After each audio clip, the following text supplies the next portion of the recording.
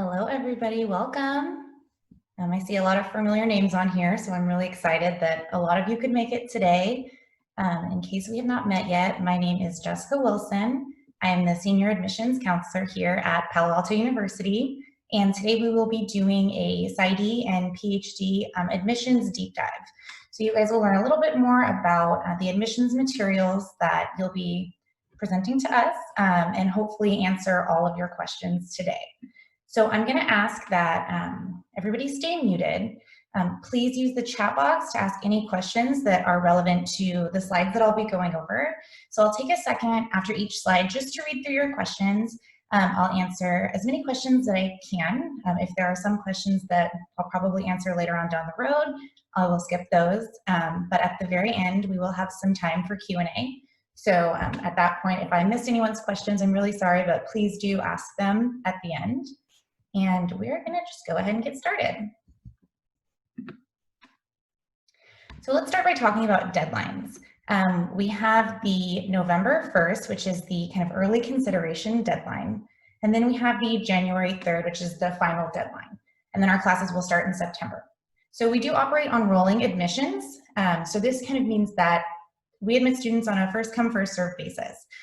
So a lot of times, we will still be accepting applications after the final deadline if we do have space in the program. It may potentially fill up ahead of time, but that doesn't necessarily normally happen.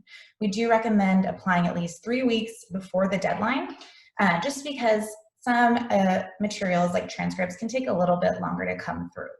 So one thing to keep in mind is if you apply by the early consideration deadline, it doesn't necessarily mean that you'll be hearing back from the department earlier. A lot of times people will apply early and kind of assume that, I'm sorry, yes, the early consideration deadline is the 15th, but we will begin reviewing application materials on the 1st. This being said, it's not necessarily a deadline. No one has priority who submits all their materials in by November 15th. So if you submit it on the 15th or if you submit it at the end of December, there is no priority that's given. So it's really important to keep that in mind when you're thinking about kind of the quality of the materials that you're submitting. So a lot of times I think that people kind of rush to meet that November 15th deadline, but if you have, let's say, a letter of recommendation that you think would kind of be better, but they're lagging, they can't get it until December, then I would recommend probably waiting. And it says, is there priority on the 1st versus the 15th? There's no priority at all. The 1st, the 15th, January 3rd, there is absolutely no priority, and there's no advantage. The advantage would be for you. So if you are applying to multiple programs, you may possibly hear back sooner if you apply earlier, but your application may remain on hold for a few months and you may not hear back a lot sooner. So if you're wanting to apply to lots of programs and you think you're going to have lots of interviews, you may want to apply a little bit earlier just to kind of help yourself out. So that's why we have that available. Let me see. I think that's all the questions for this slide. So all your materials will go into PsyCast. PsyCast is our common app. You'll see this page when you pull it up. A lot of you have probably already started. And this is where everything will go. All of your letters of recommendation, all of your transcripts, everything goes into PsyCast. So keep that in mind. Let's see. So you don't have better chances of getting accepted by applying earlier. No. Will applications be reviewed if submitted by December? Yes, every single application will be reviewed fully as long as you submit them before January 3rd. And possibly even after January 3rd, since we are on rolling admissions, they may still possibly be reviewed. So this is a list of our admissions requirements. We're going to go over all of these in detail. So your application, which is submitted through PsyCast, your resume or CV, your statement of purpose, 3 letters of recommendation, your official transcripts, GRE, and your 4 prerequisite courses. And then you will hopefully have an interview. So we'll talk a little bit about your resume or CV. We recommend you putting your relevant work experience. So if you've had 20 jobs since you were 16 years old, you don't necessarily have to put all 20 of those jobs. So you want it to be about a page. So maybe the most clinical experiences you've had or kind of just longer term jobs that you've had. Any clinical experience, any research experience, definitely put them, and then full-time employment you have, and then any volunteer work, even if it's, you weren't paid at all or it was just short-term, we definitely want to see that as well if it's relevant. And yes, we can send you a copy of this. We will be recording. I will talk about the GRE waiver in a few minutes. There's not a page max, that is at your discretion. So let's talk about your statement of purpose. So double-spaced, limit to 1,000 words. I do get a lot of questions. Mine's 1,500 words. Is that okay? Is that a problem? I definitely would recommend trying to stick to 1,000 words. 100 words over, 100 words below, totally fine. But the committee wants to see that you guys can follow directions. So following the directions specifically is very important, just because people have so many papers, and they just want to know that it's something you guys can do. So a little over, a little under, it's fine, but try to have it be about 1,000 words. So some things you can speak to in your statement of purpose. If you have a lower GPA, or maybe you had one poor semester, you may potentially think about talking about this in your statement of purpose. If you have any legal or academic infractions, PsyCast will ask you about that. We will be able to see that. So you may want to speak to that a little bit in there as well.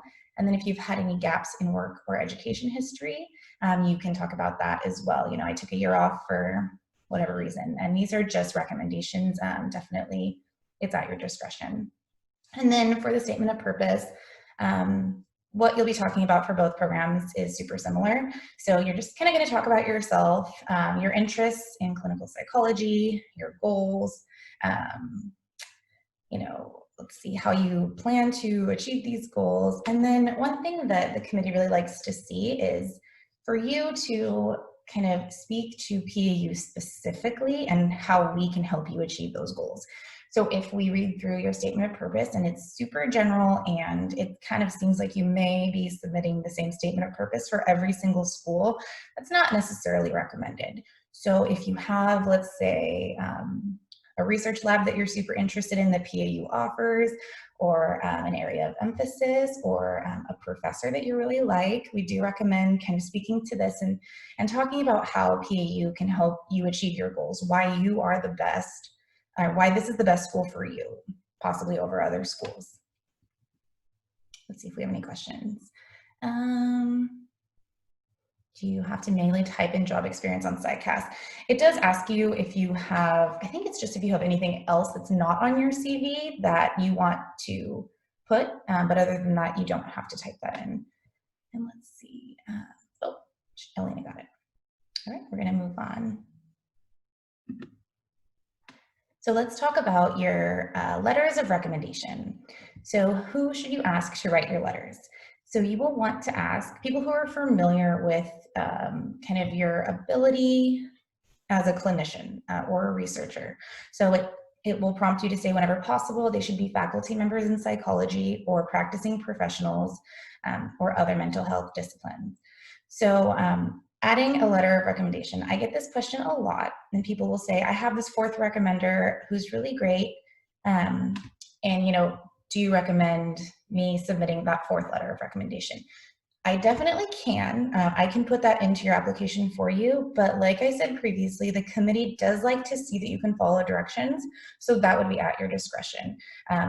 If you can just have 3 strong letters of recommendation, this would be in your best interest. And choosing the most appropriate recommender. So like it says when it will prompt you, if you say you went to school 10 years ago, perhaps a faculty doesn't remember you super well. You definitely want to make sure that your recommenders are highly recommending you. So it will ask you, it will ask them, like, do they recommend you? Do they not recommend you? Or do they highly recommend you? You want people who will highly recommend you. So it may possibly be in your best interest not to have that faculty if they're not going to highly recommend you. So just keep that in mind. And people will also frequently ask me, is it helpful to have somebody that, is well known in the community? And if they're going to highly recommend you, then yes, but if they've only worked with you a little bit and they may just recommend you, I would just definitely try to go with recommenders who will highly recommend you. So that will be in your best interest. let's see, do you require professors have a PhD? It does not matter. So your recommenders can be anyone who you see, you know, who's worked with you, who can speak to your ability as a future clinician. So it even, you know, if you had any clinical work, having a clinical supervisor is really great. It doesn't matter if they have a master's degree or PhD. It won't even ask them. So just anyone who can speak to your, you know, you as a future clinician will be great. So official transcripts. You must include all official transcripts, all of them, every single one. Even if you did, you know, one semester abroad and you only took one course, if that course counted for your bachelor's degree, you will have to submit that. And this can be challenging because sometimes people did multiple places abroad and you will have to have every single one of those transcripts. So definitely keep that in mind. We will see your primary transcript, and if we see that there are courses that transferred in from other programs, your application will not be complete until we have all of those official transcripts. And then also keep in mind that the TOEFL is required for people who received a degree at a non-English speaking school, and that your international transcripts will have to be evaluated by WES. It can take some time for those to be evaluated, so definitely keep that in mind. Sometimes up to a month or two we've seen, and just get those in as soon as possible. Let's load a couple questions. Community college class in high school. No, you will not have to have that transcript. If it didn't count towards your bachelor's degree at all, it was kind of like an elective course, no, we won't see that on your bachelor's degree or your degree transcript, and you won't need to have that. Would having two recommenders writing a joint letter be appropriate? So the way that the letters of recommendation work is PsyCast will prompt you to put in an email address for your recommender. It will then send them an email where they'll answer just a few short questions about you, and then they'll submit their letter. So if you have two recommenders and they're submitting the same letter, that may be problematic. You may want to have individual letters of recommendation because every letter of recommendation will be read. How do you send the transcripts? That's a great question. Once you are in PsyCast and you get to the transcript section, it will tell you exactly how to send them. So you will contact the registrar's office from the schools that you went to. You will give them the address that PsyCast provides, and the registrar will mail them over to PsyCast, to the address in PsyCast. So definitely keep in mind, like I said before, everything is sent to PsyCast. Absolutely nothing is sent to PAU. Let me see. All right, gonna move on. So let's talk about the GRE, everybody's favorite subject. The GRE is required for both of our doctoral programs. The GRE is reviewed holistically, and there is no cutoff score. So we have some stats here of the average GRE score from our PhD and our PsyD program. These are from our admitted students from last year, so just to kind of give you an idea.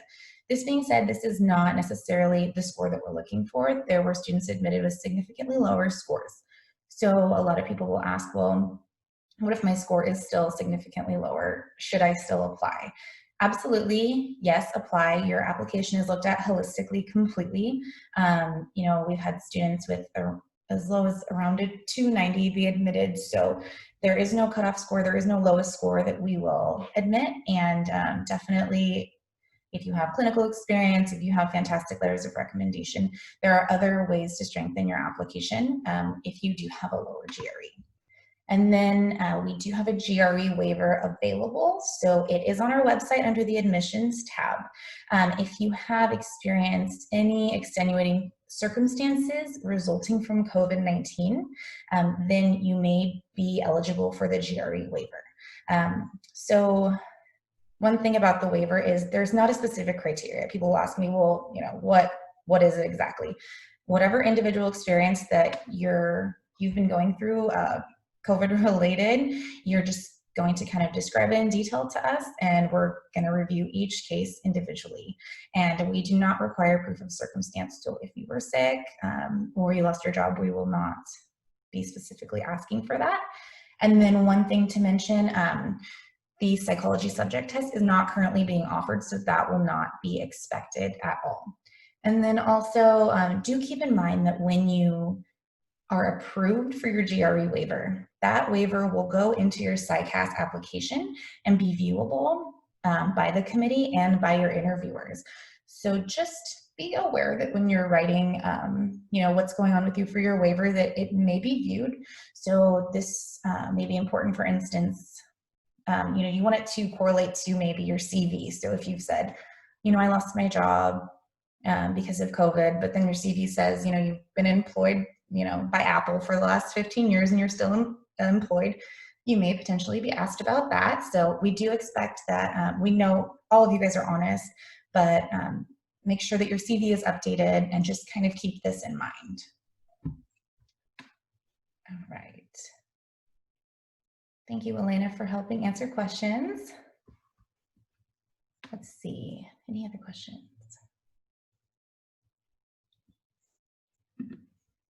All right, let's talk about the prerequisite courses. So the 4 courses are required for the PhD program, and they are recommended for the PsyD program with a grade of at least a B-. So we have biopsychology, and then the courses that are listed in the parentheses are courses that will fulfill the requirement. You do not need to check on those. If you've taken these courses, then that will also count. It's just a different title for the course. Abnormal psychology, developmental psychology, and statistics. So for developmental psychology, it's important to keep in mind child and adolescent count, but adult and aging and elder courses do not count. So we want to see that you've had that kind of early childhood kind of experience in the coursework. And then for statistics, research methods sometimes fulfills it, but sometimes it's not a stats heavy enough research methods course. So we will need to see your syllabus from that course and it will have to be approved.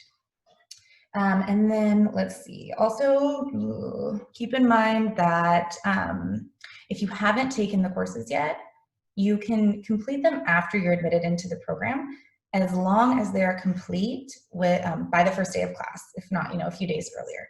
So a lot of people will choose to do like online accelerated courses because they can get them done sooner.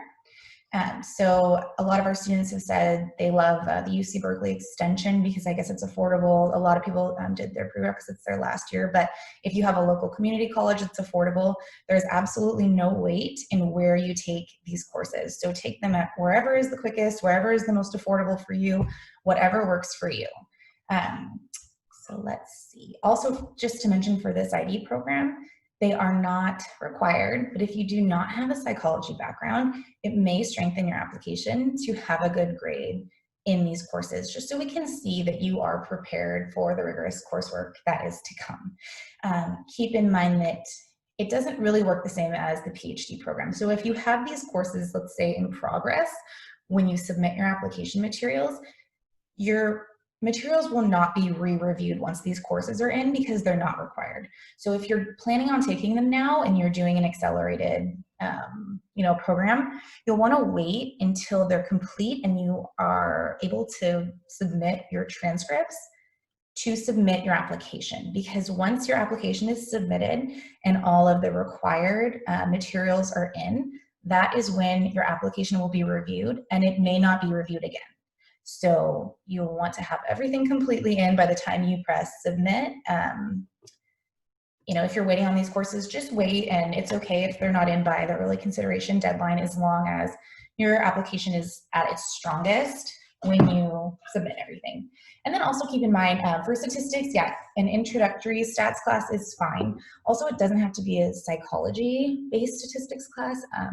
If you did have a business background and you took some type of business statistics, totally fine as long as it's a statistics course. Let's see if we have any other questions I can answer. Human lifespan development does count as developmental. Also, cognitive does as well. Cognitive psychology counts as biopsych. Clinical psychology does not. So if you have any questions about the prerequisites, you have a class that is similar, then I'll put my email address in at the end. Send over your syllabus or even just a course description of the class that you took, and I will review it. If it looks like it may not fulfill it, then we will need the syllabus to have it reviewed by the committee.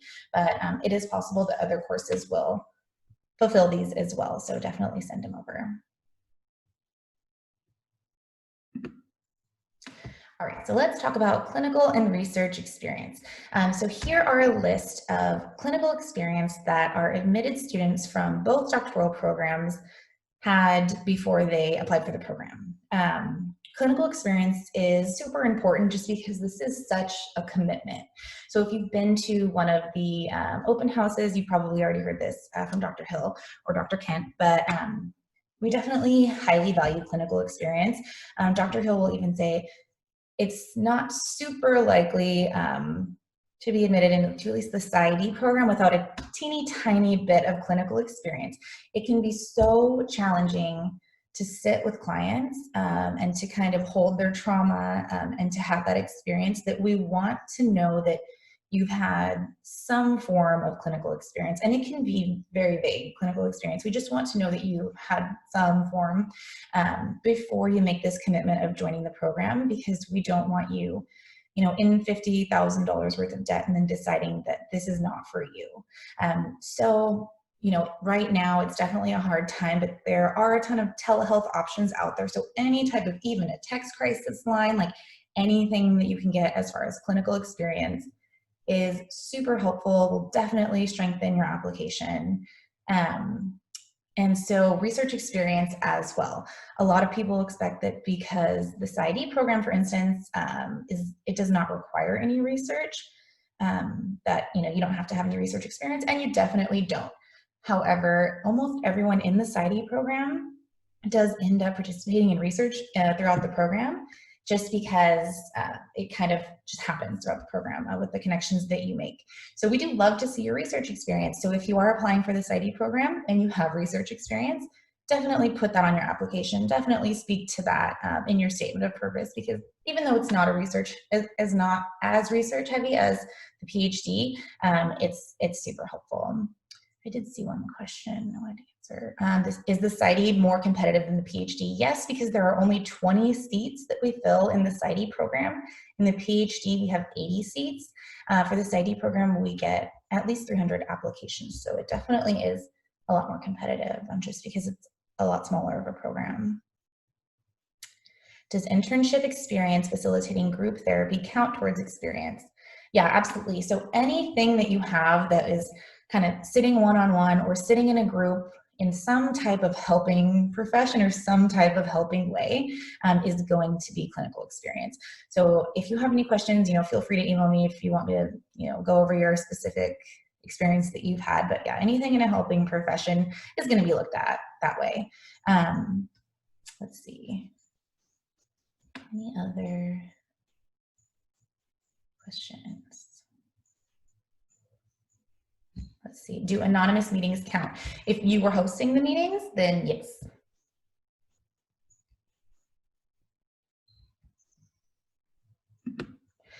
All right, so a little bit about interviewing.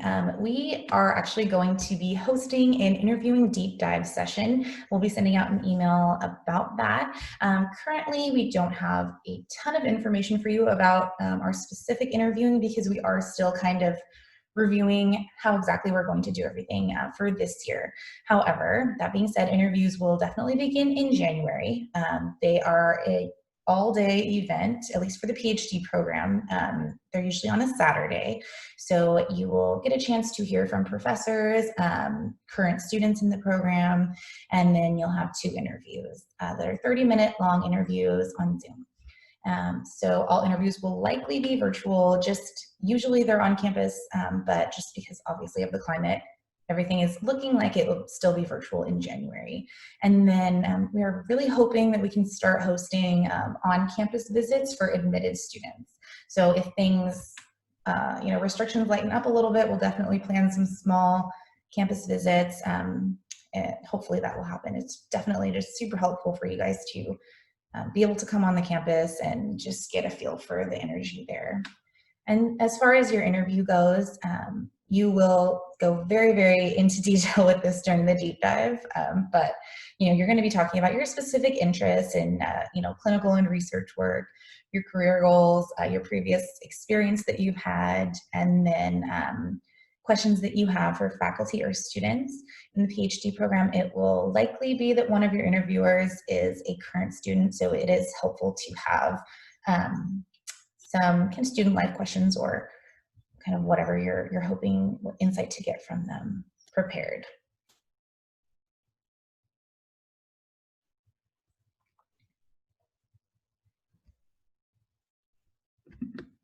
All right, so let's talk about applying to both programs. A lot of students apply to both programs because they're both fantastic, clinical programs. There are two different ways that you can apply for both programs. You can submit the two applications. So PsyCast will charge you $80, and then it's an additional $40 to add in the second program. This is helpful for you because everything is kind of clean and neat. You won't need to resubmit your transcripts or your letters of recommendation, which option 2, you won't need to do that either, but it's just a way for you to submit your statement of purpose and a new CV for both programs and just have them be where you can see them. And option 2 would be that I will do it manually for you, where there's no additional application fee. I am very happy to do this for you guys, but you will have to send me over your statement of purpose. And if you are reconstructing a CV for the different program, which you don't have to do, but if you are planning on that, you would send that over to me as well. The only benefit, or kind of not a plus to this, would be that you won't be able to kind of see your statement of purpose, but there's no downside to this. And then also keep in mind that both programs do operate separately. So I do get a lot of calls saying, I have already had my interview for one program, I haven't heard back from the other program. That's super common because since they're two different programs, they're run by two separate groups. And so your application may be on hold for one program. You may have already been admitted or denied from the other program. So just know if your application was complete from one program, it was also complete in the second program, and it's just going to take a little bit of time. And then someone asks, are you less likely to be accepted if you only have a bachelor's and not a master's? Absolutely not. So the majority of our students do not have a master's degree. We require a bachelor's degree only. That is one thing that I didn't mention in the transcript section. A lot of people will say, since I have my master's degree, do I need to submit my bachelor's transcript? And yes, we do not require a master's degree, but we do require a bachelor's degree. So the bachelor's degree is the most important transcript to submit. You don't even necessarily have to submit your master's transcript unless you are going to talk about a master's and say you have it, which I'm sure you would. So we need all transcripts, no matter what degree you have. Let's see, someone asked, how research focused is the PhD? It is, you do as much or as little research as you want. If you absolutely decide you love research, you can spend a ton of time doing it. If you don't particularly love it, you can just kind of do a small amount and kind of help in your research labs, but you will be doing a small amount definitely. Someone asked for your statement of purpose. Let's see, since they have to be different, would it be okay to overlap some parts? Absolutely. So nobody will be, if you're applying to the PsyD and PhD program, the other program will not be reviewing your other statement of purpose. It could even be exactly the same and nobody would know. That being said, like I did mention, you do want your statement of purpose to be specific to that program. So I definitely would recommend, if you are talking about professors, obviously don't talk about PsyD professors when you're doing your statement of purpose for the PhD, if that makes sense. Is an applicant's age taken into consideration? No, that is not reviewed on your application. Is the PhD program more focused on the research clinician, or which way is it heavy? It is definitely can be heavier to however you would like it to be for the most part. It is a very I would say it's probably more clinically heavy unless you are in love with research and you are seeking out to have that much more research. But it is a very clinically heavy program because we do have our own in-house clinic, the Gronowski Center. You are doing a lot of clinical work in this program. Does getting a GRE waiver hurt your application? No, it does not. We just do not take into consideration the GRE score when looking for your application. All right. Oh, and then at the bottom it does say if you have received a GRE waiver, that will be applicable for both programs. Okay. So let's talk about other requirements. If you attended a school outside of the US, a transcript evaluation is required. If the original transcript is not in English, it must first be translated. Even students who are coming maybe from Puerto Rico, if your transcript is not in English, even if it's from the US, it will need to be translated. So WES is definitely the preferred method for translation just because it is the only evaluation service that PsyCast will accept. You will want to have all your materials sent directly to PsyCast, or else PsyCast will not be able to verify and let us know that your application is complete. We do still review applications when PsyCast does not tell us that they're complete, but it just may take a little bit longer for your application to be reviewed. So if you do choose to go with the NACIS approved service, that evaluation will be sent to us at PAU, and then PsyCast then will have not received it and will not verify it, so it will take us longer to get to your application. So definitely use WES if you can. And then if you attended a non-English speaking school, submit your TOEFL, like I said earlier. And let's see, if you have any other questions about this, definitely reach out to us.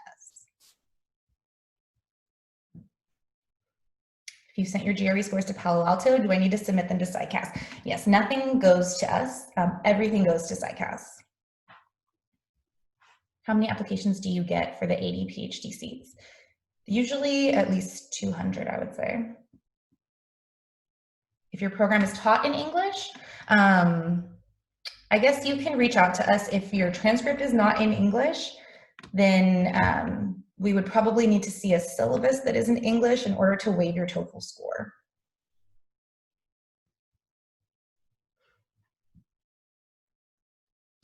If the grades from an abroad semester are in your home institution's transcript, do you need to send the transcript? Yes. Every single school that you've gone to, you have to send us that official transcript from that school. So if you went to 5 different schools abroad, you will send us 5 individual transcripts. We can see on your home institution's transcript what courses have transferred in, and we will look at that and make sure we have every single official transcript.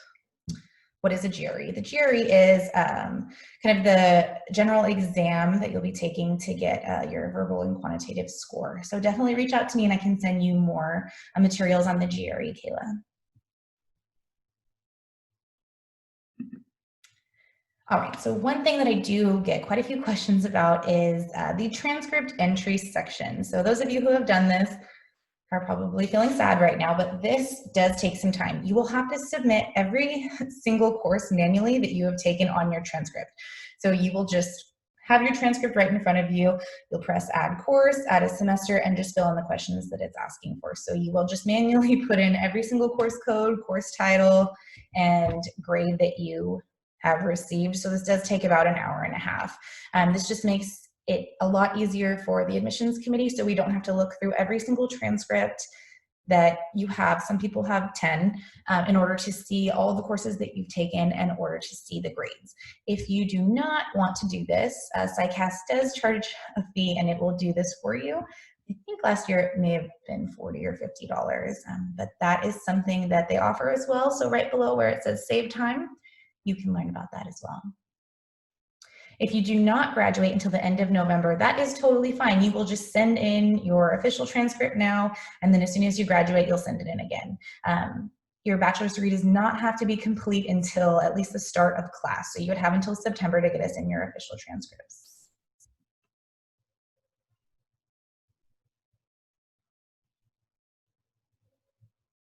How long does it take for transcripts to go directly to the school? I mean, because of COVID, we don't know yet. We just started, or we just opened our application portal. Last year, usually it took maybe 2 weeks, but there were a few times where it took 2 months. So I definitely recommend getting those in now. Just a few things to note, do this, not that.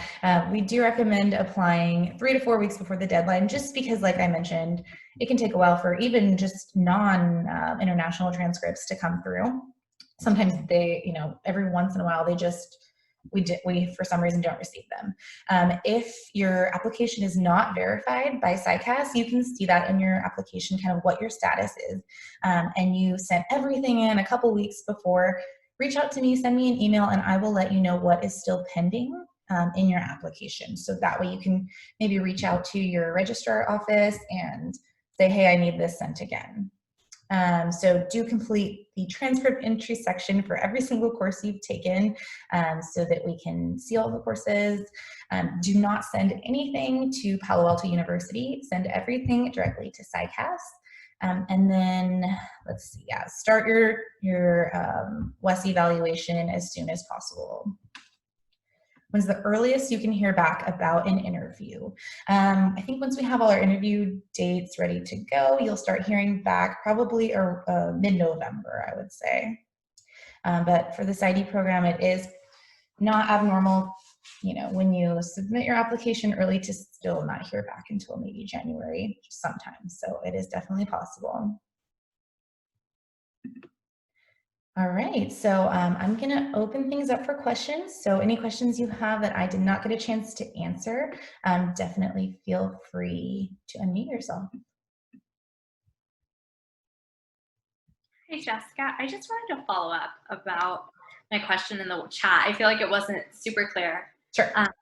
So I have two recommenders at the same agency that I work at right now who wanted to work together on a joint letter. Mm-hmm. So they would only be submitting one letter, I guess, under our executive director's name. So I was wondering if that would be okay, like if they collaborated. Oh yeah, if there's two, yeah. So it's it's going to be sent to one person, but if there's two names on the bottom and both of them are speaking for you, that would be fine. Okay, just wanted to make sure that wasn't like against the rules or anything. No, that would be fine, and that seems appropriate. Yeah, instead of submitting a fourth, I would definitely say that would be better. Sounds good. Thank you. Yeah. I just wrote this in the chat, but I was just wondering about the PsyD program. I know that there's a great placement rate for APA accredited internships, but in the pool of from other programs, other clinical PhD students applying to internship at the same time, how have PsyD students found that competition to be? How many of them get their top choice? Can you just give us a sense of that? Yeah, I would say probably around 90% of our students get their top choice. Almost every student has an APA accredited site. If they don't have an APA accredited site, it's because they went somewhere kind of off the grid a little bit, maybe working for some type of a nonprofit because they have kind of a different goal or something else that they're, they were wanting to open kind of in their own lane. But I would say the majority of our students, the reason that they love this program so much is because of the support that they get and kind of the hand-holding that takes place along the way in order to kind of get their top choice. On the topic of letters of recommendation, I have a professor that I worked with in my undergrad, which was in 2016. And then I went on to get my master's afterwards, but I feel like he would be able to write a really good recommendation about my research experience with him. Would that be something that you would recommend, or would you think that I should get somebody maybe more relevant from my master's program, more recent? No, whoever is going to speak the most highly about you, it's okay if it's from somebody who knew you a long time ago, as long as you think that person will speak more highly about you. We're not necessarily going to know when you went to school with him unless he says that on there, it's totally fine if he says that as well. But yeah, if it's going to be a high quality recommendation from a professor, go with that for sure. Okay, thank you. Yeah. I just wanted to clarify something about the GRE waiver. So is that if you were unable to take it at all, or if you took it and your score wasn't as high as you wanted because it relates to COVID-19? That's a great question. So if you don't submit your GRE score, we will not know that you have taken it. So if you are wanting to get that waived, you can definitely kind of talk about that, the circumstances surrounding it and how COVID has impacted you and your ability to take the GRE, and then see if it's approved or not. So definitely it wouldn't hurt to submit the GRE waiver and see if you're approved. I have a quick question about your GPAs. Mm-hmm. So what is the average GPA that's admitted to both programs? So for the PhD, I know Elena has the specifics. I think it's around a 3.3, and then for the PsyD, it's around a 3.8 or 3.9. So definitely higher, but there's always, a lowest and highest score. So anywhere from, a 2.9 has been accepted, even sometimes, a 2.5 if it were from someone who was in school a long time ago. So it definitely is looked at holistically. And is that cumulative, or is it mostly looked at the last 2 years? Your GRE will show to us cumulatively, but we do open it up and look at it and see which courses you took more recently and kind of put a little bit of weight in that as well. Jess, I can jump in. So last year, 2018 to 19, average cumulative undergraduate GPA for the PhD was a 3.49. For the PsyD, a 3.46. Oh, great. Thank you. About the same. Awesome. If we have a master's, do you take into account the master's over the bachelor's degree? Since I'm sure, took your master's degree, more earlier than you had your bachelor's degree, that will be looked at, but it will still be a cumulative GPA that we look at. I have a quick question. Yeah. Since the programs are separate, the PhD and PsyD, can you get accepted to both programs? Yes, definitely. All right, awesome. Yep, you can, and you can choose. Thank you. Mm-hmm. I had a question. Sure. So I'm taking a class right now that ends in December. Should I wait till that class ends so I can get the transcript before I apply? That's at your discretion. So if you think that having that on your record will strengthen your application, then you may want to wait. If you think it won't really make a difference, then you can just submit everything now and then resubmit your transcript once it's complete. Okay, even if I put on PsyCast that I'm currently taking the class? Yeah. Okay. Yeah. So it's up to you, yeah. Thanks. Mm-hmm. Hi, I was wondering if there is a disadvantage to an application where the GRE was waived, so whether that would make the application any less competitive? It will not, no. So if you received a GRE waiver, we will just not take into account your GRE score, and all other application materials will be looked at holistically from that point on. Okay, thank you. You're welcome. Jessica, you touched on this a little bit, but if you're applying to PsyD, would you, during the program, have any access to faculty from the PhD program and work under their projects? So not necessarily. You would have to reach out to them individually and see, but they are not, unless they have kind of personal projects they're working on, they traditionally are, the PhD students, their labs fill up. So it's not always necessarily the case. Yeah, but you will have access to, Stanford faculty and, psychologists there. Thank you. Mm-hmm. You touched on this a little bit earlier, but I took some classes after my bachelor's in the field of psychology. Mm-hmm. They didn't count as any degree. Mm-hmm. Do I need to have transcripts for all those separate places? Or if they didn't count towards the degree, I can just input them without the transcript? We would like to see them, and they may help your application. They may strengthen it. They may strengthen your GPA. But if you do not submit them, your application, we wouldn't know. Oh. Yeah. So you don't necessarily have to submit them. But if you think it will strengthen your application, you may want to. I see. Jessica, I have a quick question for you about international transcripts. I apologize if you've already answered this question, but just to go back, will we not be called in for an interview until all transcripts, even from study abroad programs overseas, have been received? Not necessarily. So your application may be reviewed and you will be considered conditional if we can see the scores that you have received from those programs, and you know, we're just still waiting on the officials. So you can still be moved forward, but we would need all official transcripts in before you can start the program.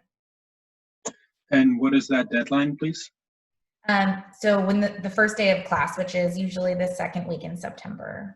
Oh, wow. So all the way up until the first day. Okay. Yeah. All right. Thank you very much. Yeah. Hey, Jessica, I think you may have already answered this, but I wasn't sure if it made sense on the chat. So I have my international transcripts reviewed by Educational Perspectives. Would that be still valid? I do hold a master's degree in the US as well. So the Educational Perspectives, it's easy for me to have that evaluation sent over digitally to the school. But if I have to do a WES evaluation, I have to get my official transcripts from my school back home. And the problem is COVID, and they may not be able to send it, or they may not even reach in time. So I was wondering if Educational Perspectives is okay with that evaluation. You know, I'm not familiar with that specific agency, but if your transcripts are evaluated and they're translated into English and all of your scores are translated into the US equivalent of the RGPA, I would just recommend kind of sending that to my email, and I can push it forward and just let you know for sure.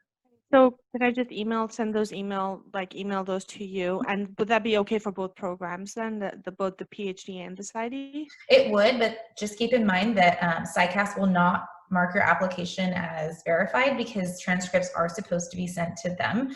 So it just may put a little delay on your application, but it should be fine. We can submit them for you to PsyCast, or we can put them in there, but it won't be verified through them.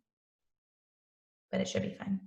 So that would not impact the either getting the interview or the application. It would not negatively impact your application, no. Okay, thank you so much, Jessica. It just may add a little bit of time, but not too much.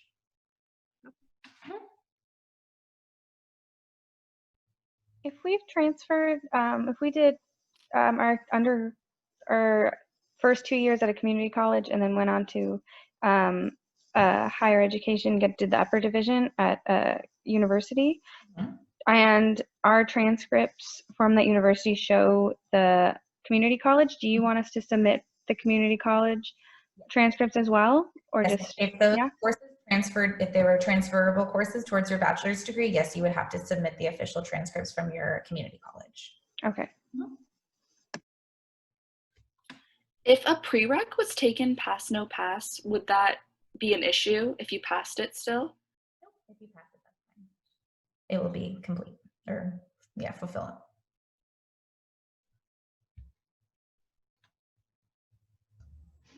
Hey, Jess, there are a bunch of questions in the chat that I am trying to keep up with, but I'm not succeeding. If you scroll back to 5:30, kind of where I'm caught up to. Okay, let's take a look. All right. Let's see. Difference between the PsyD and the PhD program. So if you would like to view our recording of our virtual open house, you will definitely see this in detail. Those are posted on our website, but there definitely are differences. The PhD program is going to have a research focus. You will join a research lab.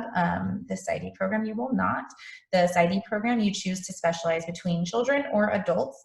In the PhD program, we have many different areas of emphasis. So we have trauma, LGBTQ, child and family, there's quite a few, forensic, neuropsychology, mindfulness and meditation. So it's just a lot of the courses that you'll be taking are similar, but the PsyD program is a consortium with Stanford. So you will be taking half your courses at Stanford with Stanford professors, and then half of your courses at PAU with PAU professors. The PhD program is fully, Palo Alto University professors. So, but both have the opportunity to work in their second year at our in-house clinic, the Gronowski Center. On the PsyD program, you will either work at our Gronowski Center or you can work at the Palo Alto VA. The PhD program, you will just be at the Gronowski Center, but there definitely, there are some overlaps in the two programs. They're both fantastic clinical programs, and then there are some differences as well. Let's see what else. I hope that helps.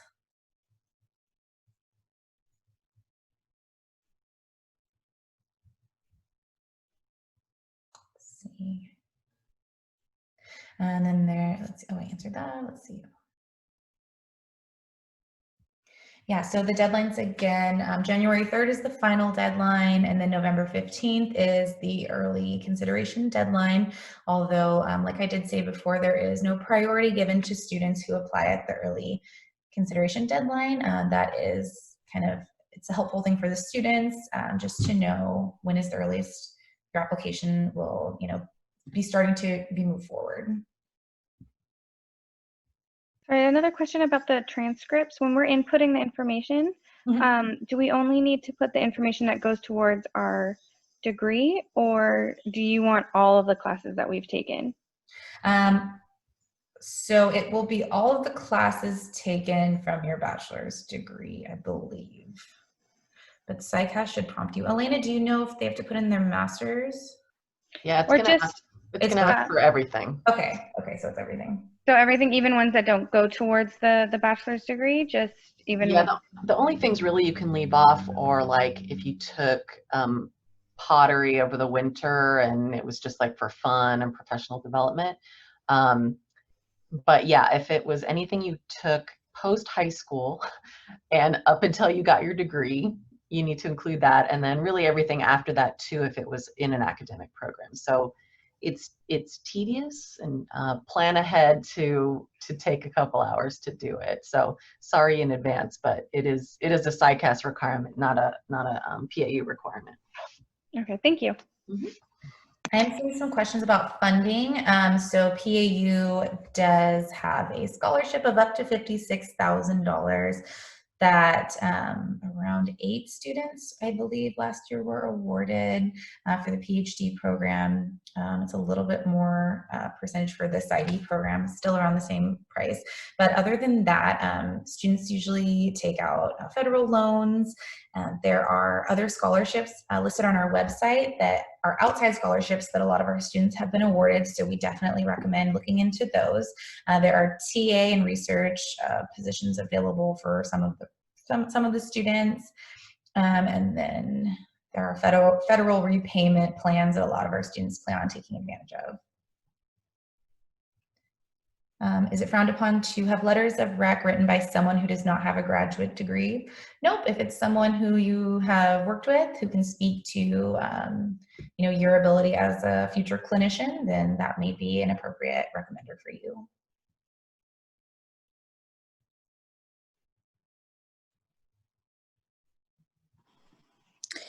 Hi, Jess. I may have missed this, but for the funding question, did you say, or do you happen to know the percentage of students who do get aid and what the average is in the funding they get?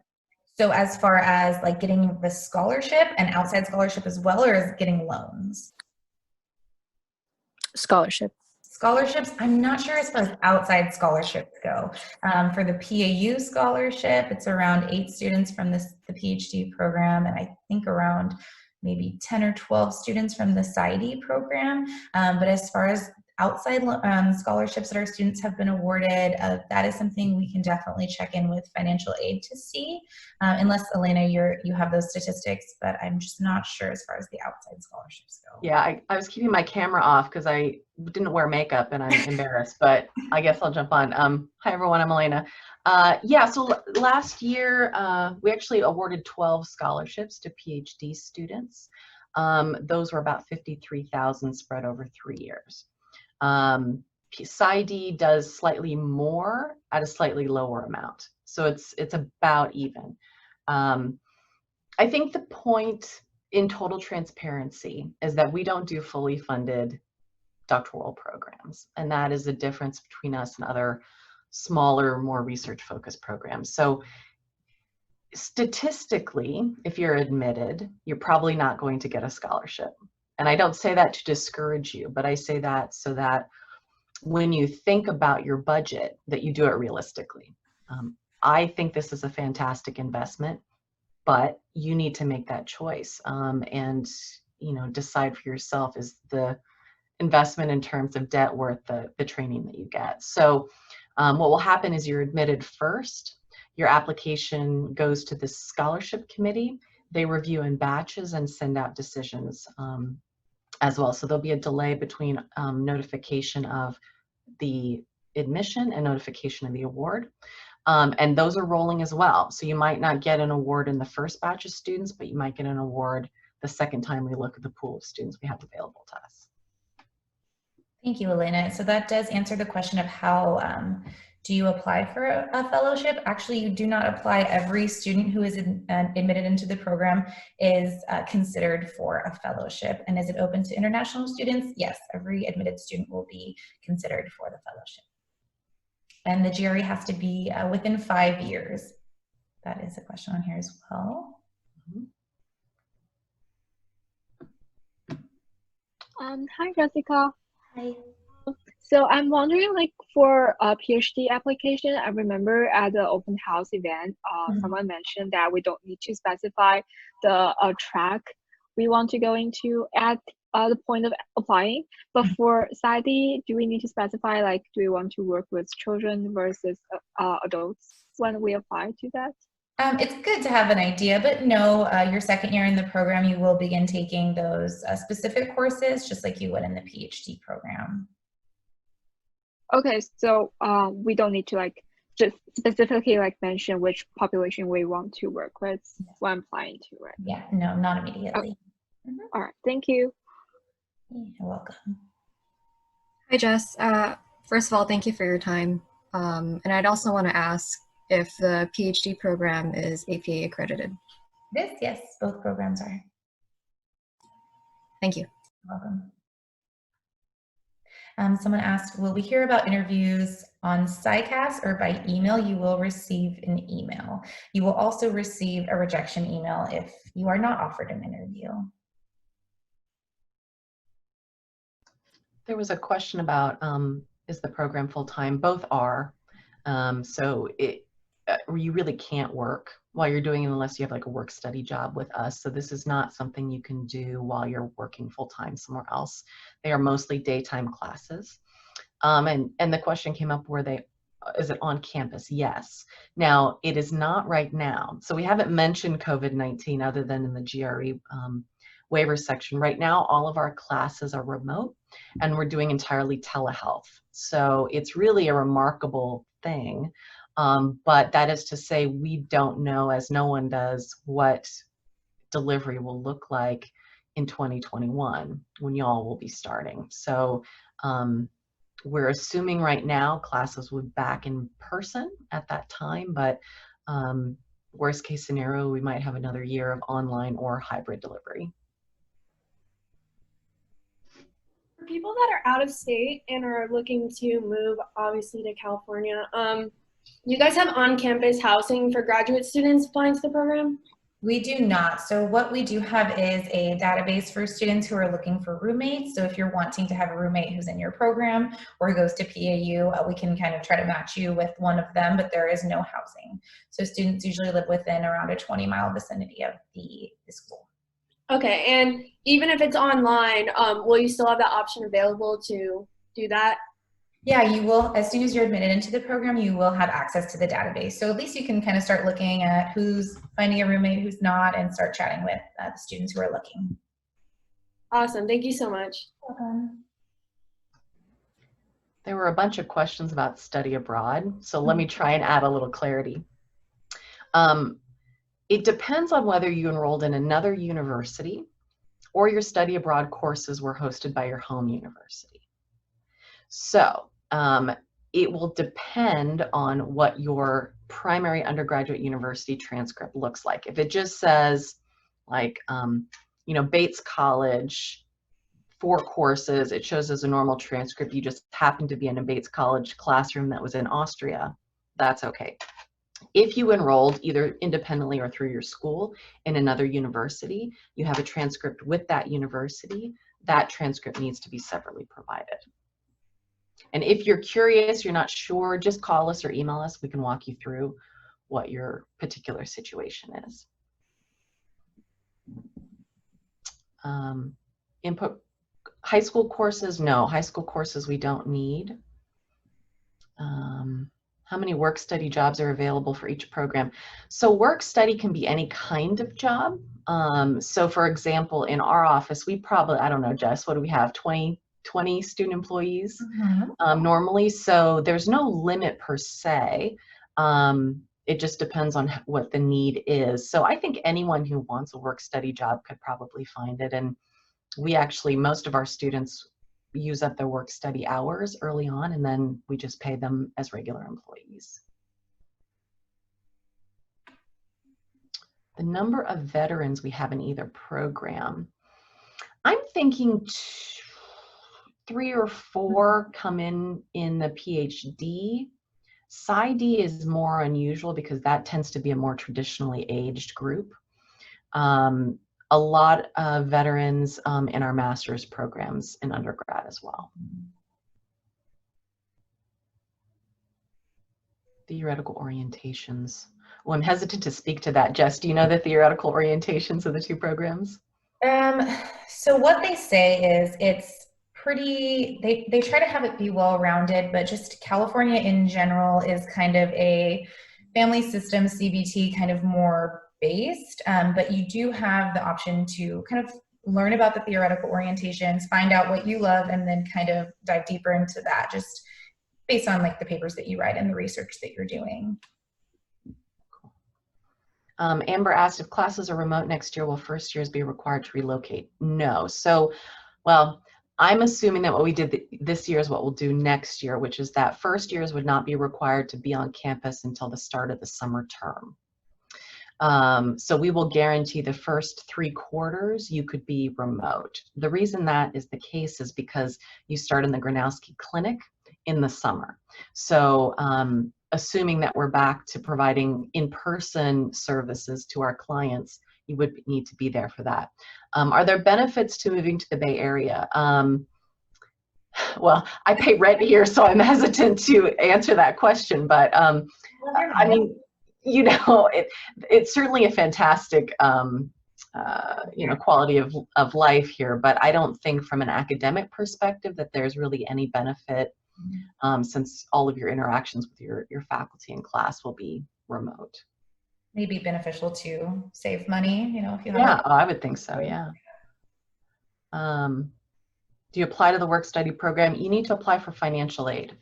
So you need to submit the FAFSA or CSS profile, and that in your aid award, you'll be notified if you're eligible for work study. Then you apply individually for the positions that are work study eligible once you get on campus. Estimated total cost. Yeah, if you go on our website, you can find that information. I think it's about, you can check me, Jess, it's about 50 for the PhD. What's that? The PhD total is 223,000. The PsyD, I believe, is 230,000, and so we break that down into the first 4 years. So you would be paying all of it in the first 4 years. So your additional 5th, 6th year, you won't be paying the 50-something thousand. Right. What else? What did we miss? We tried to get all of the scrolling questions, but we didn't get all of them, I'm sure. Hi. I have a question about recommendation letters. So in my particular case, I'm wondering if it would be okay to get 2 separate recommendation letters from 2 separate people within the same company. So a little bit more specifically, I was in RBT, and so I'm wondering if it would be okay to get one from my direct supervisor and then one from like the main behavior analyst. Like, would that be okay? I don't see why not. I would say that is at your discretion. If you think that those 2 people are the best recommenders that you have to speak towards your ability, then that may be your best bet. Yeah, I mean, I think the question is, are they going to substantially say something different, right? Because there's like meeting the minimum requirement, which is you need 3, right? So it's better to have 3 than 2. But if the question is, if the supervisor is just going to say that your supervisor says good things about you, then it's repetitive, right? They're not especially useful. So you may think, is there another perspective that is more valuable? But if those are your best options, then go with those 3. Okay. Yeah, because I mean, like I've had experiences with both of them, so they both know how I work. It's not just that like the main behavior analyst would be asking my supervisor like, hey, how was she? So that's why I was wondering. Right.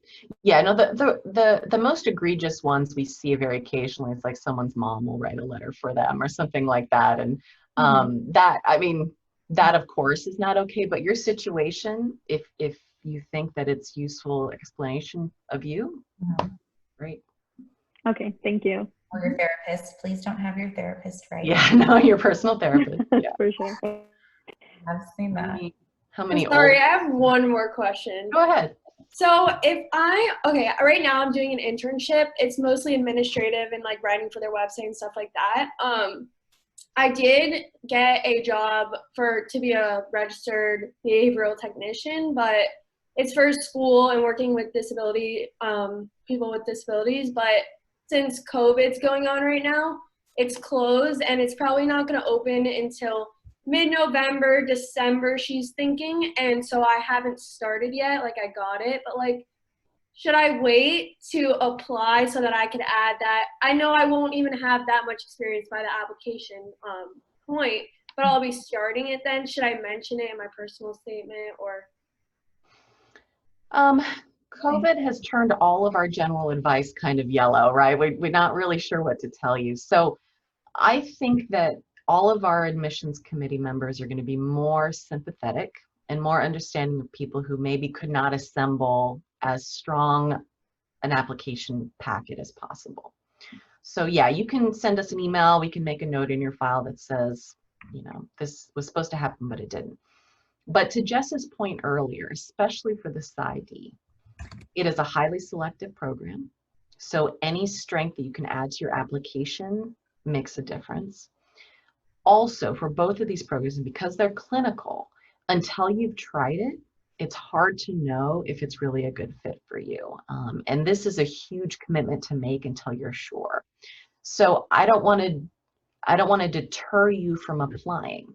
But if you think that this experience is a make or break element of your application, I might wait to apply. Okay. Get that experience and then do it. It's only a year's difference, but it could be a point that you want to think about before actually hitting submit. Okay, thank you. Where did you say in the application is the best place to put where if we had an internship that it was canceled over the summer due to COVID? There isn't really a good place for that. So what I would recommend is emailing us. You can email Jessica directly and we can add attachments to your file manually. Okay. So I'm not sure if you want to address it in your personal statement, you could, but I think an email is probably better. Great, thanks so much.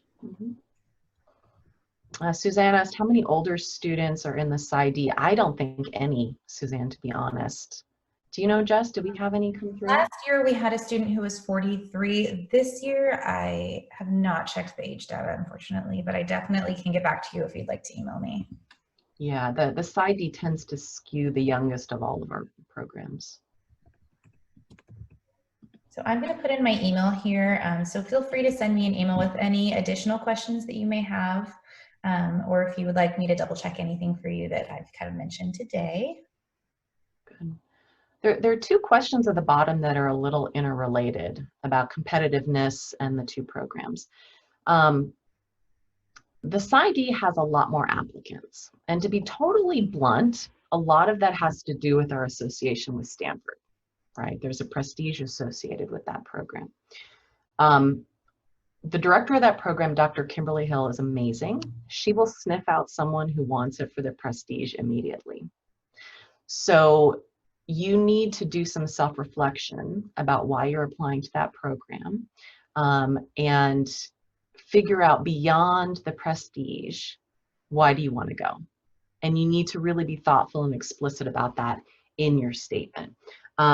So that is my number one piece of advice, is how to stand out, is to actually know exactly what you want in the program.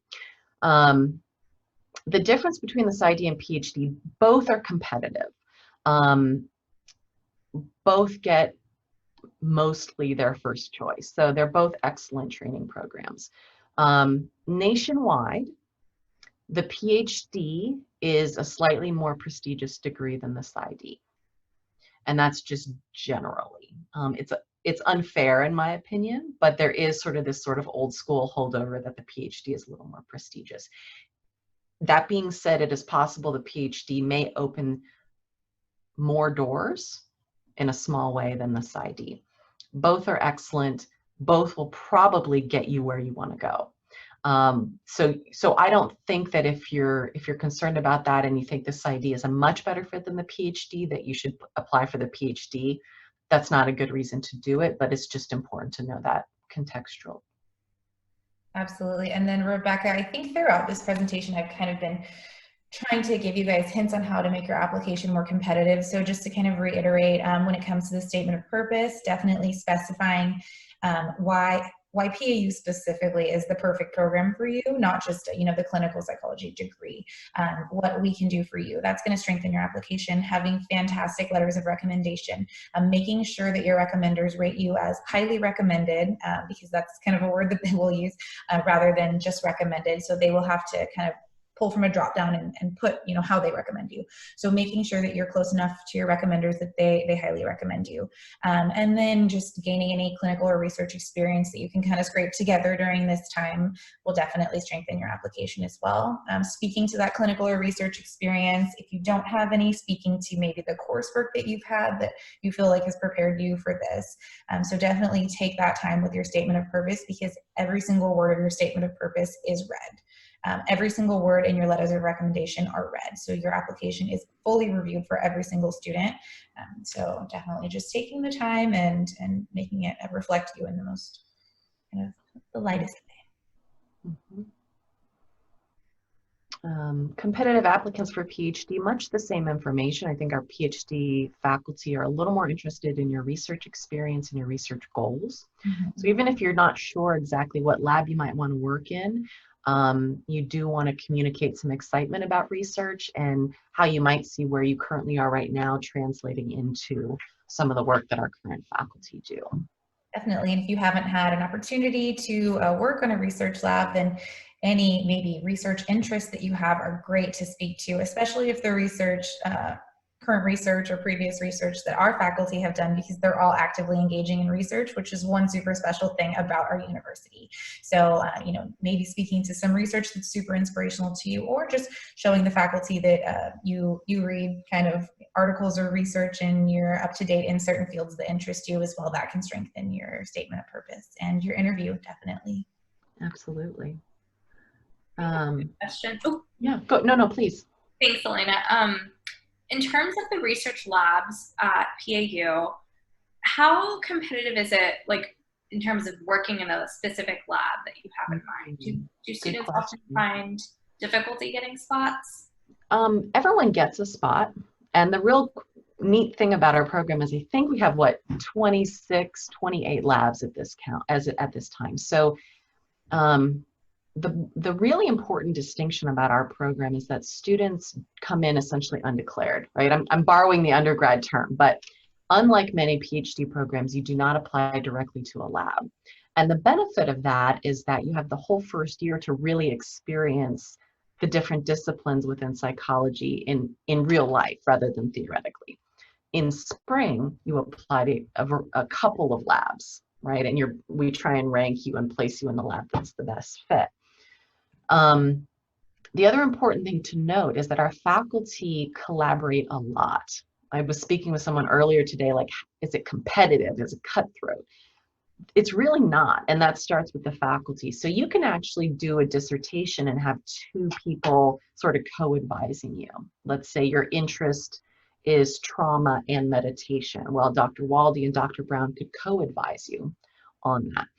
So that's really to say, if you end up in your choice 2 lab, you can still pursue your interests, right? They might be slightly framed differently, but you're going to find space. You're not going to end up in some topic that has no resonance with you. Thank you. That puts my mind at ease. I just Good. love how warm and fuzzy the environment sounds. We try. I am so stoked. Thank If you. you were here, we'd give you a hug. We can't. I'll So do a virtual hug. Perfect. When I asked, do all faculty members except students in this year do some faculty? I believe that all of them with their current research labs available do accept students, but it's not. I think 2 or 3 are maybe on hiatus. So a couple of them are not, but you should be able to see an updated list. An updated list if you look on the website. I have a quick question. I wrote it in the chat. Who is the program director for the PhD program? So there's what we call the Director of Clinical Training, who is basically the program director. She's new this year, Dr. Geneviève Arnaud, and she's the most close equivalent to a program director. Okay. Hi, I have a question. Thank you. I wanted to know, and this I know it doesn't have to do like technically, well, it has to do with everything, but I wanted to know, as far as the programs go, like what is what are you guys' stance on like diversity? How is that looking in regards to like your applications, like who you accept, and what does like how diverse is your faculty overall for the PhD program? So how do I frame this? We are more diverse than most schools. We should be more diverse than we are. And it's something that we've taken up, especially this year. So last year, I can give you my numbers. So for deposited students, 6% Hispanic, and this is PhD specifically, 17% Asian, 4% Black, 58% white, and 12% multiracial. So more diverse than many.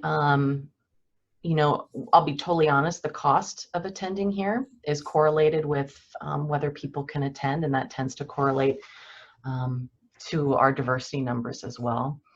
This year we have a new diversity, equity, inclusion workforce or task force that's looking at issues around diversity. Our issue is taking up recruitment and enrollment related diversity issues, and then the larger committee is looking at issues like faculty of color. There are some, there should be more. So we're a work in progress.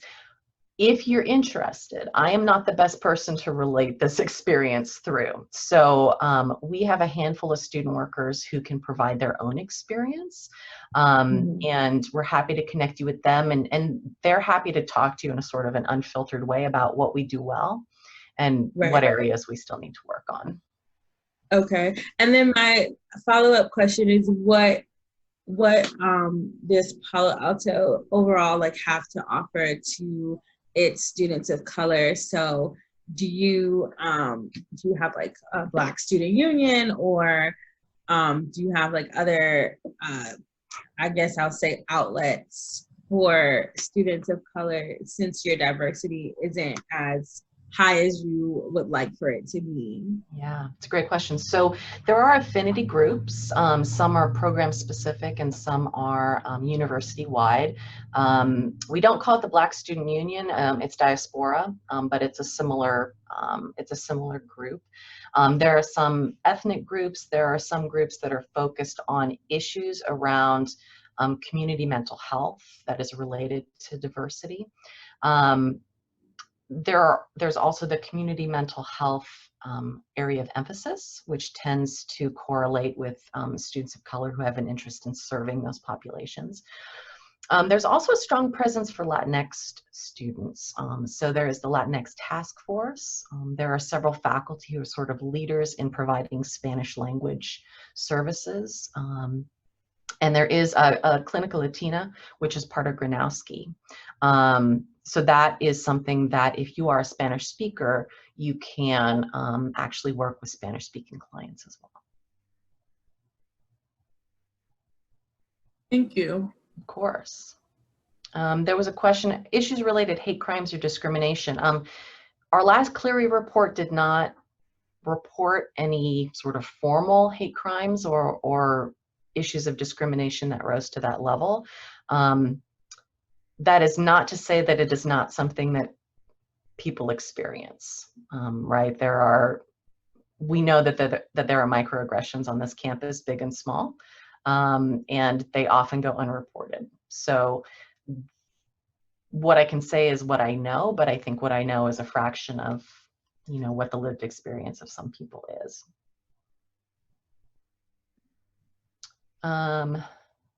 Do we consider age in terms of diversity? We do. So we look at the average age of applicants as well as enrolling students.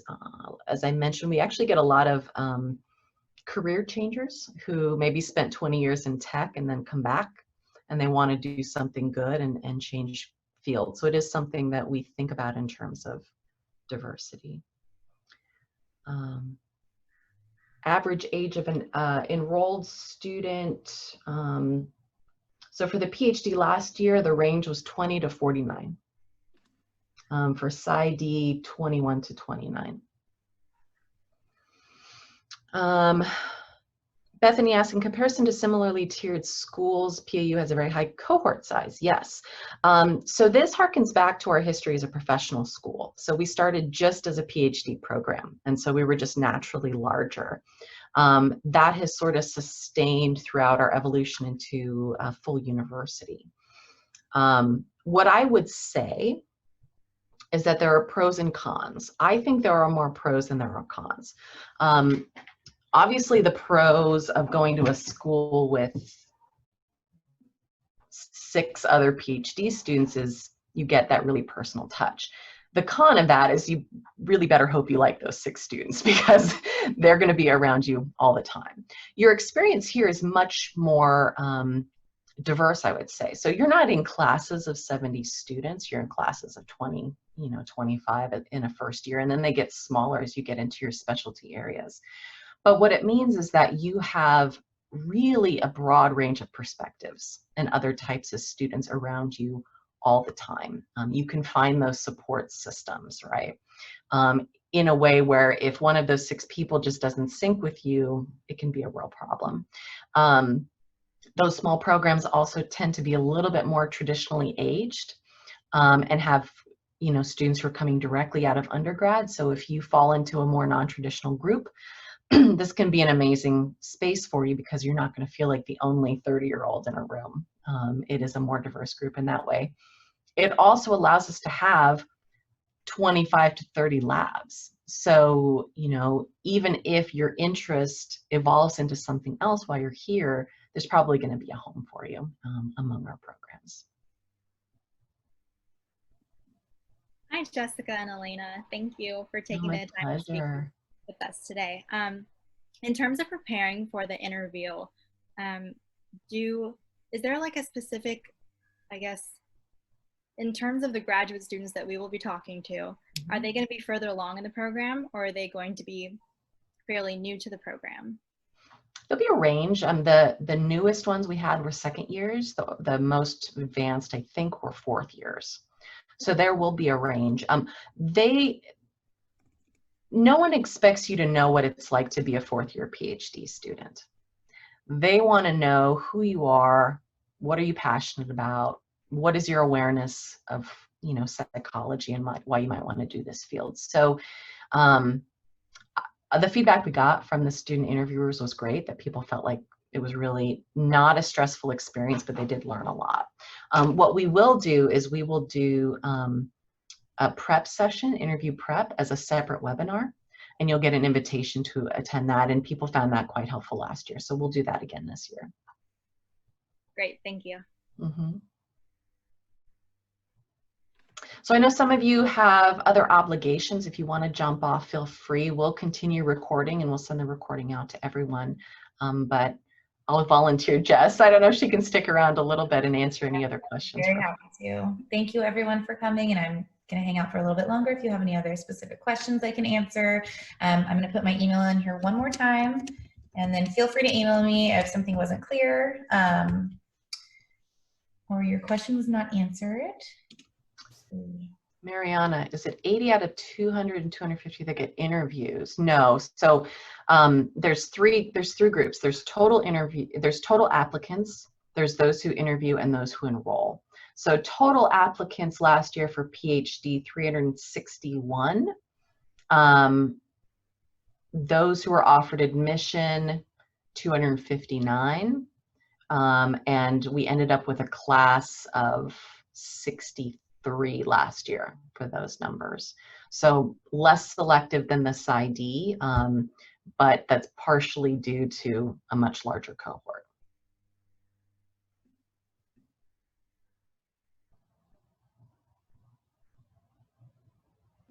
Anything else that we missed earlier in the chat, or? Hi, I have a question regarding the statement of purpose. Since the PsyD is not a research degree, would you still like to hear about what faculty member we might like to work with based on how our interests align with theirs? Absolutely. It's explicitly said in their prompt. So you definitely want to do your research and know which of the faculty you'd like to align yourself with. And additionally, I've heard that it's a good idea to find more than one professor you might like to work with, just in case someone's on sabbatical or something. I've noticed for the PsyD that you also list the Stanford professors, and based on what you've said, like warning against the prestige thing, would it be a bad idea to mention a Stanford professor solely due to one of them researching a concept you are interested in? No, totally appropriate to pick a Stanford faculty if they work in the program. My warning was more about kind of being vague in your statement. So you're actually the solution, which is to say specifically, I want to work with this person, and they are at Stanford. So that's why this program is a good fit for me. Okay, thank you. Oh, Mariana, you must ask for PsyD. Okay, let's do PsyD.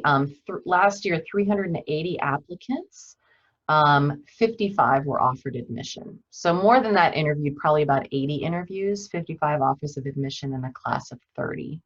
So really considered a highly selective program. So it's a potential for the class size to be, I think earlier the class size stated was 20. So potentially, like in theory, if everyone's offered admission and then they accept and they decide to enroll, the class size could have been up to 55.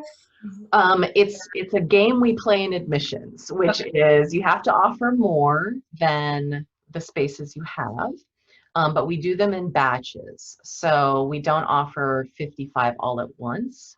We offer, see who, you know, accepts right away, and then that is sort of how we make the next batch of offers. So by our agreement with Stanford, it cannot be larger than 30. So that class is always going to be 30. If we went over for some reason, we'd probably move someone into a defer. That makes sense. Thank you. I was just curious. Yeah. I could talk to you about admissions all day if you want, so just let me know.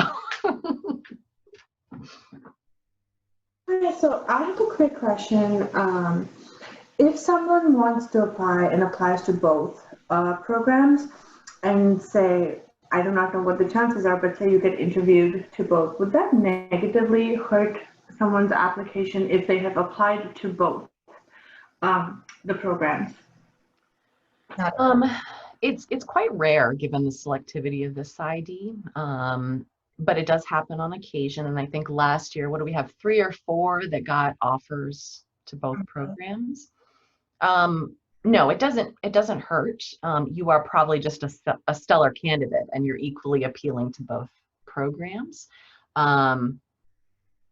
So no, there's no downside to doing that. And we encourage people to apply to both because they really are similar programs. So, you know, I think last year, 30 or so of the students who ended up enrolling started in the PsyD.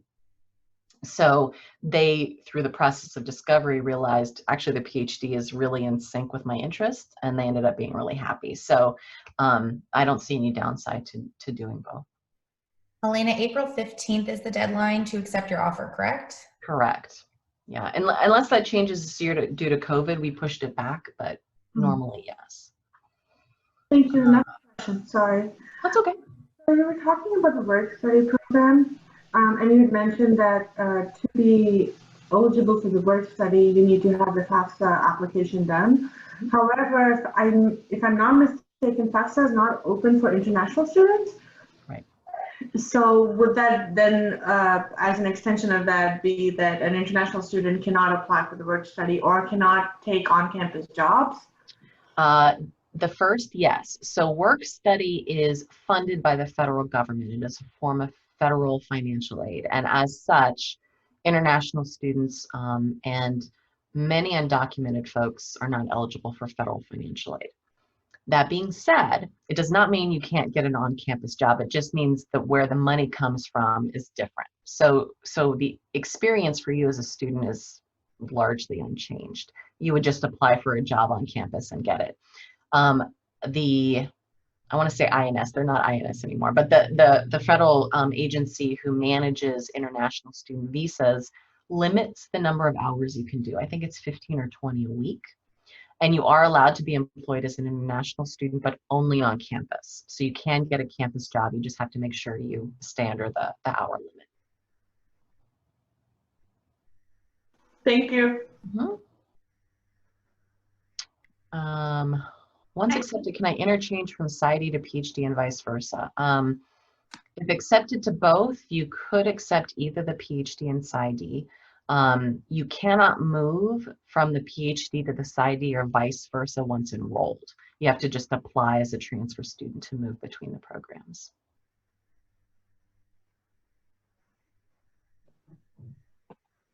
Hi, Elena and Jessica and everyone. Thank you for your time. I'm sorry my camera is off. My Wi-Fi is a bit weird right now. No but problem. I do have a question about my transcript. So my name is Emma. I am getting my undergrad degree in Ecuador. The thing is that we have the same grading system as in the US. So GPA over 4 and classes are graded with A, B, or C and so on. Should I still get an equivalent transcript or could I submit it just as it is? Is it in English? Yeah, it is. So here's where it gets tricky. If you're applying just to PAU, we could probably accept that, right? You could send me an email and say, hey, can you waive the WES eval? And I probably could. PsyCAS is not going to do that. So if you want to have PsyCAS intake your transcript and then send it out to everyone on your behalf, which is sort of the perk of PsyCAS, they're going to make you get it evaluated almost certainly. So you need to decide, what am I using PsyCAS for? But probably planning for a WES evaluation is smart just so that you have it done. You may add a school late to your list and they may require WES and you could be out of luck. Okay, thank you so much. I had a follow-up question about CVs and resumes, and I promise this is my final question. That's all right. We love them. Questions, and I'm way more in-person verbal than chatting.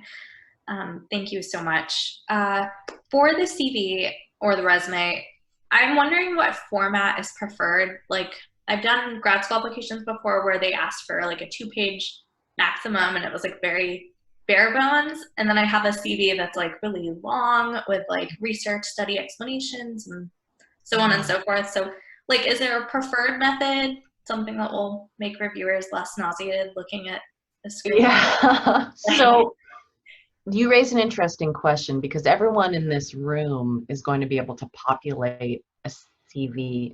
Many people will not be able to populate a CV, right? Because they don't have research experience. And so they might just do a resume that's sort of, here are my extracurricular activities, here's my leadership, that sort of thing.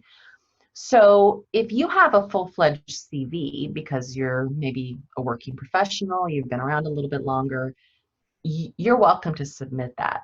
I think it's fine. Now, obviously the CV would want to be related to psychology.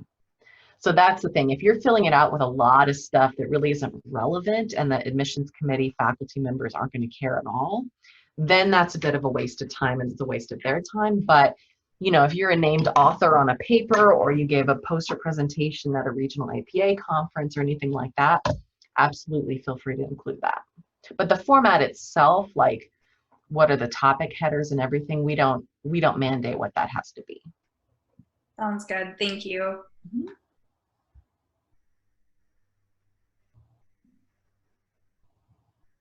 Anything else? Anyone been quiet and waiting to ask? Now is your chance. Hi. Hi. I have a similar question actually that Amber just posed, in that I have a CV with quite a bit of research experience. And now I'm wanting to sort of do my clinical hat, and I've always wanted to do a PsyD. The personal statement is my question. So if I have a lot of research experience in my CV, then should my personal statement be more focused on my interest in clinical work and the direction I want to go with that, or should I be talking about my experience doing neuropsych testing and research and working in the labs and that kind of thing? I think you can assume that they will read what you submit. So you don't want your personal statement to be repetitive. You don't want it to be a summary of your CV. Keep this in mind. Other than the interview, the personal statement is your only opportunity for your voice to come through. So don't lose the opportunity for you to speak to the admissions team and really highlight what you think is most important about you. Now, if it is your research experience and that is what you want to talk about, that's fine. But they may wonder if you're passionate about research and that's what you're talking about, why the PsyD, right? So what you might want to do is say, I have research experience. Upon reflection, I'd like to move into clinical work, and this is why. So the personal statement is really a place for you to highlight your self-reflection, your maturity, your voice, your passion. What you've done is already evident in your CV, so you don't need to worry about going over that again. That's so helpful. Sure. Thank you. That's been on my mind. Appreciate it. Absolutely. Hi, I have a question. Yeah. So if we have volunteer experience from an earlier age, do we omit that in the resume, or do we leave it in to show that volunteer has been part of our journey? Yeah, so that may be a case-by-case basis. If you've been out of school, well, so if you're a new graduate, right? A lot of what you have is going to be unpaid work, right? It's student clubs, it's volunteering, you know, you're in an undergrad lab, right? So that becomes more relevant because it fills out, you know, your experience. If you look at the scope of your involvements and this volunteer experience was 5 years ago, 10 years ago, and it's really not that relevant to the story you're trying to tell, you can leave it off. We don't go through and check mark, okay, she has volunteer experience, she has research experience, she, you know, has clinical experience, she's okay to move on. It doesn't work that way. So if it's cluttering, there's no need to include it. If it's important to you, if it was a pivotal experience, or it was really directly related to where you are now, then you can keep it in there. Okay, thank you so much. Someone asked, when will applicants be notified that they're in the program? Really depends. So for PhD, we start sending out letters of admission about 2 weeks after your interview day, sometimes earlier, sometimes later. It's not a one-to-one relationship though, because you don't always get an offer right away. So if you're a student and we're like, you know, we like you, but we want to be sure, we might hold on to you and then look at you in the context of the next interview group. So it could be 10 days, it could be 2 months, right? We really try and update you. And if you call us and say, hey, it's been 3 weeks, Jess will tell you you're still under consideration. We will not leave you hanging. If you're going to be denied, we will tell you. Okay, so it's not going to be like, you know, September and you're not sure. PsyD is more variable. So they're going to probably look at the bulk of their applicants and then pick the top 50 or so. So it's going to be later in the season before they start doing their offers of admission.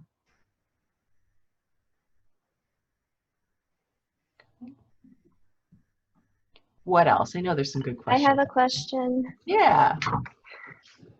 Hi.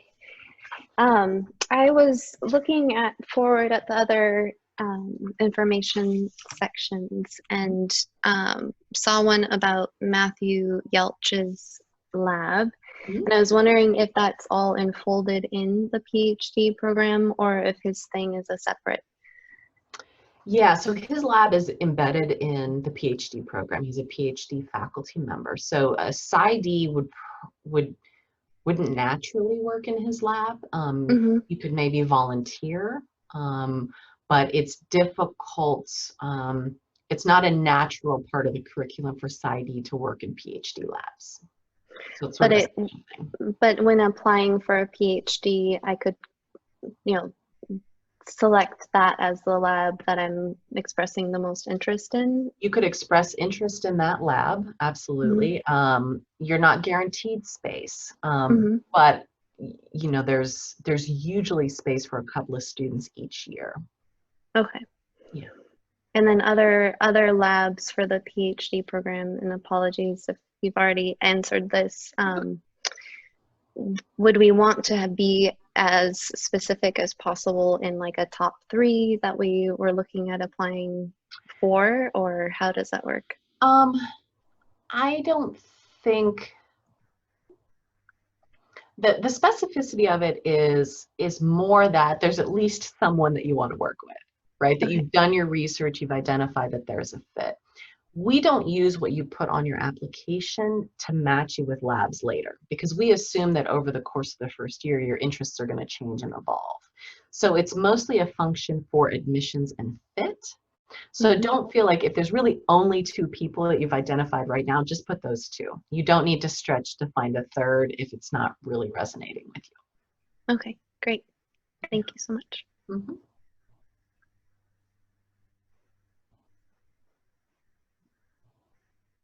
I can tell you all are supportive people because you're sticking around to make sure you hear everything. I like it. You're supporting your fellow attendees. What else? My email one more time, just in case anybody missed it. Let's see. And do follow up with us. Jess and I get lonely, so we like to have conversations with real people. She and I have not seen each other in what, 6 months in person? So sad. So, I think a lot of PhD programs are like, don't call us, we'll call you. We're definitely not like that. So if you have questions, if you have a unique situation, if you're feeling a little overwhelmed, if you're not sure between the PhD and PsyD, set up an appointment with me or with Jessica. We're happy to talk with you and make sure that you make the right decision. And even if that is to not apply, we don't want to push you to apply if the fit isn't there, or if it's to wait a year. That's a totally legitimate decision too. So let us know how we can help you out. And also, if you have any questions about if any of your application materials are missing, feel free to send us an email or a call as well, and we can tell you what we're missing because you want to be sure everything's in. Absolutely. Yeah, definitely send an email. We can set up a time to talk. May I jump back in? I just wanted to ask, how do we get a hold of you, and how can we get a copy of the slideshow? Yeah, so Jessica just put her email in there too. You can also reach us. Jess, you want to put admissions email in there? So the generic admissions@paloaltou.edu gets routed. It's our central sort of spot, so you can always respond there. And Jess, you can put mine in there too if you want. I have knowledge, Jess has knowledge, we can both help you out. This recording will be made available. I just have to process it. So in a few days, you'll get an email saying, thanks for coming and here's the recording. And it'll be on, we host everything on YouTube.